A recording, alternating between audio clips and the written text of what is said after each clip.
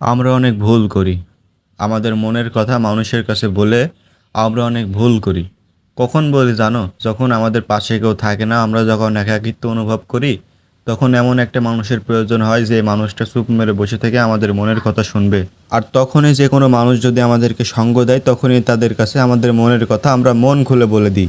এটাই হলো আমাদের জীবনের সব থেকে বড় একটা ভুল ভাই। এখন আবার এই কথাটা অনেকে মানতে চাবে না। হ্যাঁ, মানতে না চাওয়ার পিছনেও অনেক কারণ আছে। কারণ আমরা যেই সব মানুষদেরকে আমাদের মনের কথা বলি, সেই সব মানুষদেরকে আমরা আমাদের কথাগুলো বিশ্বাস করে বলে থাকি। কিন্তু সময়ের পরিবর্তে যেভাবে সময়টা পরিবর্তন হয়, ঠিক একইভাবে সেই সব মানুষদেরও মন মানসিকতা একটু পর পরিবর্তন হয়ে যায়।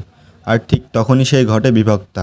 দেখো ভাই, তোমরা কি জানো সেটা আমি জানি না, কিন্তু আমি জানি এই পৃথিবীর কোনো মানুষই তত একটা বিশ্বাসযোগ্য বলে আমার কাছে মনে হয় না। কারণ সবাই সবার সাথে মিশে, সবাই সবার মাঝে সবাইকে খুঁজে। হয়তো তোমার গ্রামে অঞ্চলে এবং কি তোমার শহর অঞ্চলে অনেক বিশ্বস্ত একজন বন্ধু থাকতে পারে, কিন্তু সেই বন্ধুও যদি কোনোদিন সুযোগ পায় না, একদিন তোমাকে ঠিকই সেই ভিড়ের মাঝে ফেলে থিয়ে দৌড়ে পালাবে। তাই জন্য আমি মনে করি জীবনের খারাপ সময় হোক ভালো সময় হোক, কারোর উপর নির্ভরশীল না থেকে নিজের শক্তি দিয়ে নিজে বেঁচে থাকাই পৃথিবীর সব থেকে বড় শক্তি। তাই জন্য জীবনের খারাপ সময়ে নিজের মনের কথাগুলো মানুষের কাছে না বলে নিজের মাঝে চেপে রাখাই সব থেকে বড় ভালো একটা মাধ্যম বলে আমি মনে করি। মানুষ মাত্রই কষ্ট, মানুষ মাত্রই ভুল, মানুষ মাত্রই দুঃখ, মানুষ মাত্রই শান্তি। মানুষের জীবনে সব রকম সিচুয়েশন আসে, সেইগুলো সামাল দিয়ে নিজেকে বাঁচিয়ে রাখতে হবে ভাই। জীবনে অনেক ভালো কিছু পেতে গেলে আগে কোনো কিছু হারাতে হয়।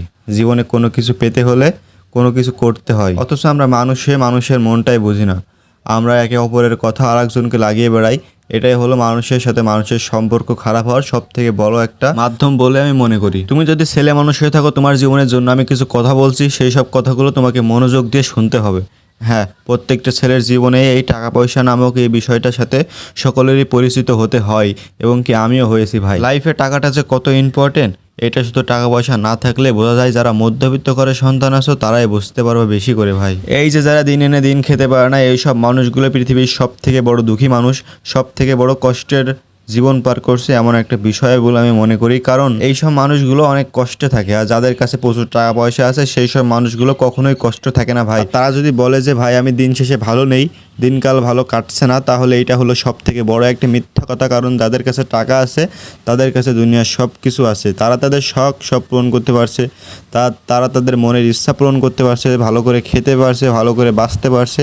এটাই হলো তাদের কাছে সব থেকে বড় একটা শান্তির বিষয় বলে আমি মনে করছি এই দুনিয়ার বুকে। তারপরেও যদি ওই সব মানুষগুলো ওই দিন আনা দিন খাওয়া মানুষদের থেকে সুখে থাকতে না পারে, তাহলে এর থেকে বড় পাপী আর কারা হতে পারে, সেটা তোমরা কমেন্ট বক্সে জানিয়ে যাওয়া ভাই।